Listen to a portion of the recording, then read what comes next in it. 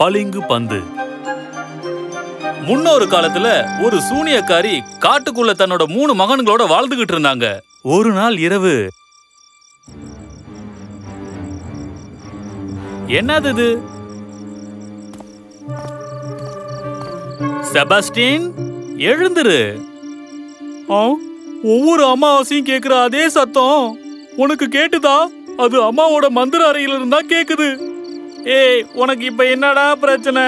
எனக்கு ரொம்ப தூக்கம் வருது, நீயும் போய் தூங்கு.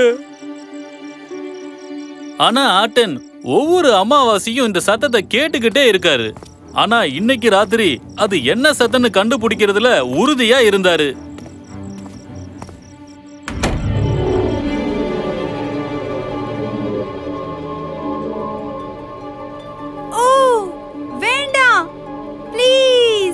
தயவு செய்து என்ன போக விடுங்க. இது ரொம்ப தப்பு. அம்மா, என்ன சரி தப்புன்னு பேசிக்கிட்டு இருக்க? வர வர வசனம்லாம் பேசுற. அதெல்லாம் எனக்கு பிரச்சனை இல்ல. திரும்ப நான் என் உடம்புக்கு வர வரைக்கும் உன் உடம்ப தான் கண்ட்ரோல் பண்ண போறேன். நான் என்ன சொல்றேனோ அத நீ அப்படியே நான் சொல்ற மாதிரியே செய்யணும். இப்போ நீ அழகான இளவரசி ஆறதுக்கு இந்த ட்ரிங்க குடிச்சாகணும். என்னால முடியாது, கண்டிப்பா முடியாது. என்கிட்டயும் சில மந்திரங்கள் இருக்கு. இத நான் பண்ண மாட்டேன். உன்னால அத பண்ண முடியும். அம்மா, அம்மா, எவ்வளவு தைரியம் உனக்கு?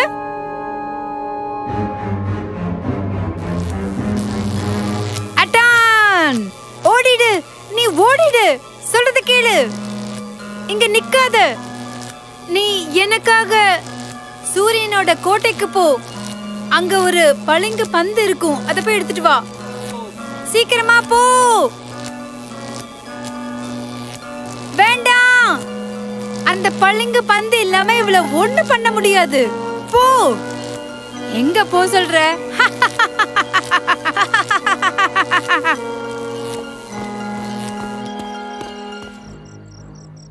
செபாஸ்டின், ஜார்ஜ், எழுதுறீங்க. நாம இப்ப இங்க இருந்து கிளம்பி ஆகணும்.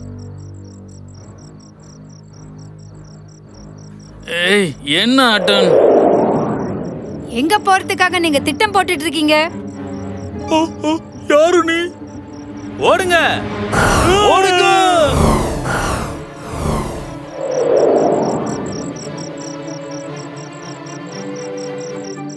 ஓ, உனக்கு பறவைகள் அவ்வளவு பிடிச்சிருக்குன்னா நீ ஒரு கழுகாயி வானத்துல உயரமா பற. இனிமே உன் அம்மா உன்னை பார்க்கவே முடியாது. Good bye.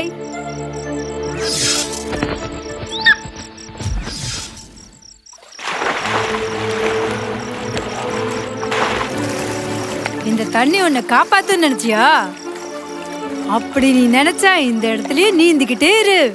அப்பதான் நீயும் அம்மாவும் இனி பாத்துக்க முடியாத நிலைமை வரும்.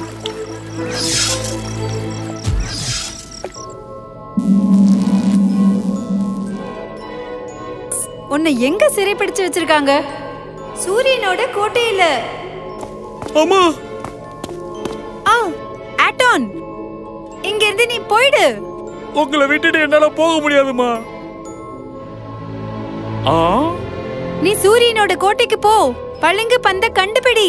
எங்களை நீ அப்பதான் காப்பாத்த முடியும். சீக்கிரமா போ. என்னோட ஒரே நம்பிக்கை நீதான். அந்த சூன்யக்காரியை என்கிட்ட இருக்கிற மந்திரத்தை வச்சு நான் சமாளிக்கிறேன். போ. உன்னோட சகோதரர்களும் உனக்கு துணையா இருப்பாங்க.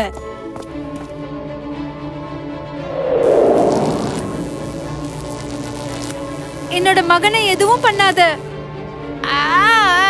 ரொம்ப தைரியம் தான் உனக்கு. ஆட்டன் காட்டுக்குள்ள தப்பிச்சு ரொம்ப தூரம் ஓடினான். அவங்க அம்மாவை நினைச்சு வருத்தப்பட்டான். அதே சமயத்துல அந்த இளவரசியும் காப்பாத்தணும்னு நினைச்சான். ஆனா அவனுக்கு அந்த சூரியனோட கோட்டை எங்க இருக்குன்னு தெரியாது. இந்த சூரியனோட கோட்டை கிழக்கு பக்கமா தான் இருக்கும்னு நினைக்கிறேன். ஏன்னா அந்த பக்கம் தானே சூரியன் உதிக்கும். ஆட்டன் இரவு பகல் பாராம நடந்து போய்கிட்டே இருந்தான். ஒரு நாள் காலையில ஒரு சத்தத்தை கேட்டு அவன் வேகமா எழுந்திருச்சான்.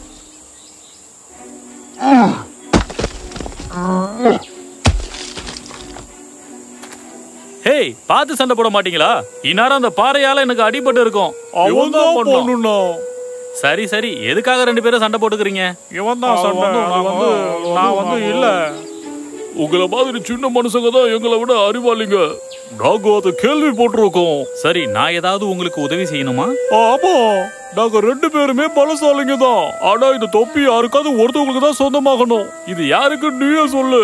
நிஜமாவா? தொப்பிக்கா சண்டை போட்டுக்கிறீங்க நீங்க? அது வெறும் தொப்பி இல்ல, உனக்கு தெரியுமா? இத போட்டுக்கிட்டா உலகத்தோட எந்த இடத்துக்கும் நம்ம போகலாம், அதுவும் கண்ண மூடி திறக்கிறதுக்குள்ள. நிஜமாவா? ராட்சசர்களே, எனக்கு ஒரு உதவி வேணும். நீங்க செய்ய போற உதவி எனக்கு மிகப்பெரிய உதவி. என்னது இது? நான் இப்ப சூரியனோட கோட்டைக்கு போய் ஆகணும். அதுக்கப்புறம் ஆட்டன், அவங்க அம்மா, அந்த இளவரசி, அந்த சூனியக்காரிய பத்தி அவங்க கிட்ட சொன்னான். இத நான் எடுத்துக்கிட்டுமா? நான் சத்தியம் பண்றேன், கண்டிப்பா திருப்பி இதை கொடுத்துருவேன். என்னது? சூரியனோட கோட்டை பழிக்கு பந்தா? ஆனா அத ஒரு எருதுல பாதுகாக்குது. அதுவும் அது பெரிய எருது. அவனுக்கு நம்ம கண்டிப்பா உதவி பண்ணணும். ஆமா, அவன் ரொம்ப நல்லவன். இப்ப என்ன சொல்றீங்க? அந்த பயங்கரமான எருது என்னோட தங்க கிளியையும் அதோட முட்டையும் எடுத்துட்டு போயிருச்சு. எனக்கு பிடிச்ச தங்க முட்டை. எங்க தங்க முட்டைக்குள்ள தங்கத்தை எடுத்துட்டு வேற எதையோ வச்சுட்டான். அது என்னன்னு எங்களுக்கு தெரியல. ஆனா அது பளிங்குல செய்யப்பட்டு இருந்துச்சு. அது மட்டும் இல்ல, பார்க்க அது பந்து மாதிரி இருந்துச்சு. பளிங்குல செய்யப்பட்ட பந்தா? அப்படின்னா உங்க எதிரி அந்த சூரியனோட கோட்டைக்குள்ளதான் இருக்கானா? நீங்க ஏன் என் கூட வரக்கூடாது? எனக்கும் உதவியா இருக்கும். அவன் சொல்ற மாதிரி அவங்க போலாமா வேணாமா சொல்லு. சரிடா, வரோம். அதுக்கப்புறம் ஆட்டனை அவங்க தூக்கிக்கிட்டாங்க. ஆட்டன் அந்த தொப்பியையும் போட்டுக்கிட்டான். சூரியனோட கோட்டைக்குள்ள இப்ப போலாம். அந்த திருடனை நம்ம சந்திக்கலாம்.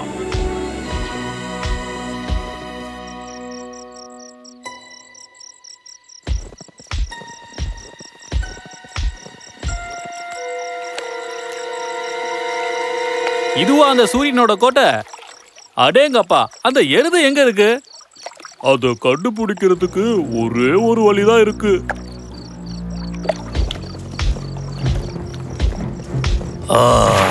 எனக்கு தெரியும், நீங்க 2 பேரா தான் இருக்குன்னு நினைச்சேன். நீ வளர்ந்துட்டியே, நீங்க எப்படி இங்க வந்தீங்க?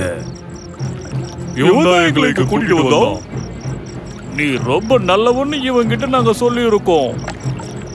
நிஜமாவா?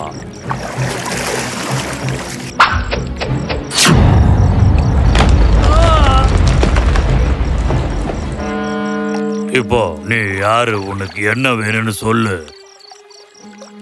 எனக்கு பளிங்கு பந்தும் இவங்களோட கிளியும் வேணும்.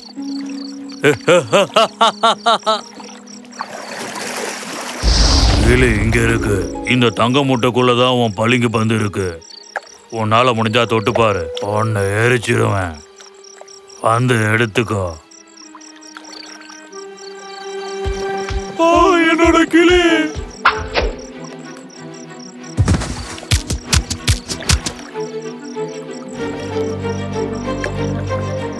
பளிங்கு பந்து, உங்களுக்கு எவ்வளவு தைரியம் இருக்குமா?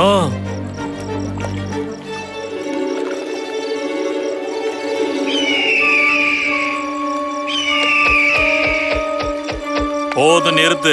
அறிவு கெட்ட காலையே, ஒழுங்கா நீ நடக்கல, உன்னை நான் சாப்பிட்டுருவேன். ஏய், என்ன பாத்துக்கிட்டு இருக்கீங்க? வந்து உதவி செய்யுங்க, வாங்க. நீ எப்போ எதுவுமே என் கூட ஏறி சொல்ல குட்டி. நீ போய் அவங்களுக்கு உதவி செய். என்ன, உனக்கு கண்டு தெரியல? நான் தானே கிளிய வச்சிருக்கேன். அந்த முட்டை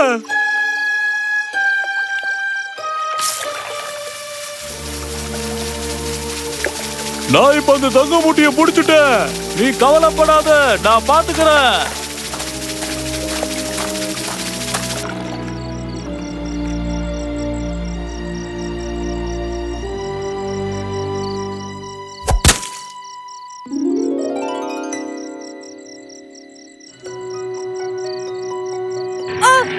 என்ன என்ன இது? ஒண்ணும் புரியலையே.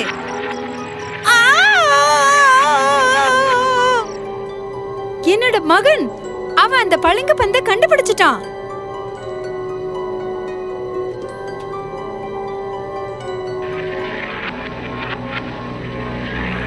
ஆனா அவன் இனி உன்னை உயிரோட பார்க்க முடியாது. இருளோட கண்ணாடிக்கு பின்னாடி எந்த ஒளியும் என்னை அழைச்சிட்டு போக முடியாது. நீ பண்ணதெல்லாம் போதும். அது நிறுத்திக்கோ.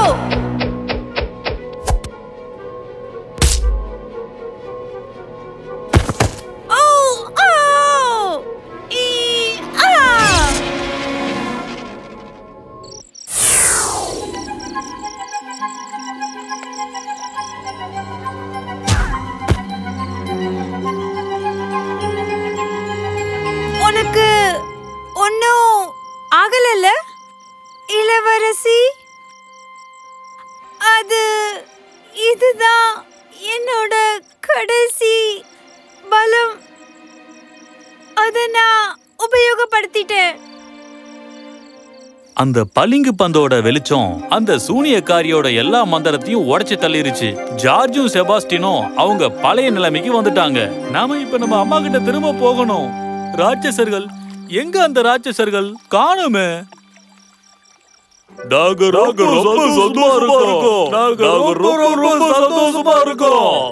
எங்க அம்மா கிட்ட போறதுக்கு கடைசியா அந்த தொப்பியை பயன்படுத்தலாமா? கண்டிப்பா பயன்படுத்தலாம். அம்மா அம்மா, அவ என் உயிரை காப்பாத்திட்டா. அந்த சூனியக்காரியோட மந்திரம் இன்னும் உடையலையாமா? ஆமா, அப்பதான் இந்த இளவரசி முழு பலத்தை உபயோகப்படுத்தினாங்க. என் உயிரை காப்பாத்தலனா அவங்க உயிரோட இருந்திருப்பாங்க. உங்களுக்கு எப்படி நன்றி சொல்றதுனே தெரியல இளவரசி. உண்மையான மந்திரங்கிறது அன்பு, மரியாதை, நன்றி இதுலதான் இருக்கு. துணிச்சல்காரரான ஆட்டோன் எவ்வளவு மனசார அந்த இளவரசிக்கு நன்றி சொன்னானோ அதே அளவுக்கு அந்த பளிங்கு பந்தோட மந்திரமும் ஏறுச்சு. இளவரசிக்கு மறுபடியும் உயிர் கிடைச்சது. இளமையாவும் ஆயிட்டாங்க. இளவரசி, உங்களுக்கு ஒன்னும் ஆகல. ஆமா, எனக்கு ஒன்னும் ஆகல.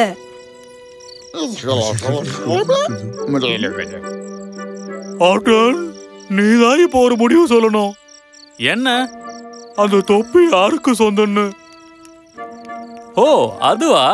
நீங்க 2 பேரும் நண்பர்களா இருக்கிறதுனாலயும் ஒன்னா இருக்கிறதுனாலயும் யார் தலையில தொப்பி இருந்தாலும் கவலை இல்ல. 2 பேரும் ஒன்னாதானே ஊர் சுத்த போறீங்க. அதனால ஒவ்வொரு வாரமும் ஒருத்தவங்க அந்த தொப்பியை வச்சுக்கலாம்னு நினைக்கிறேன். நான் சொல்றது சரியா? என்ன சொல்றீங்க? இத சொல்ல உனக்கு இவ்வளவு நேரமா?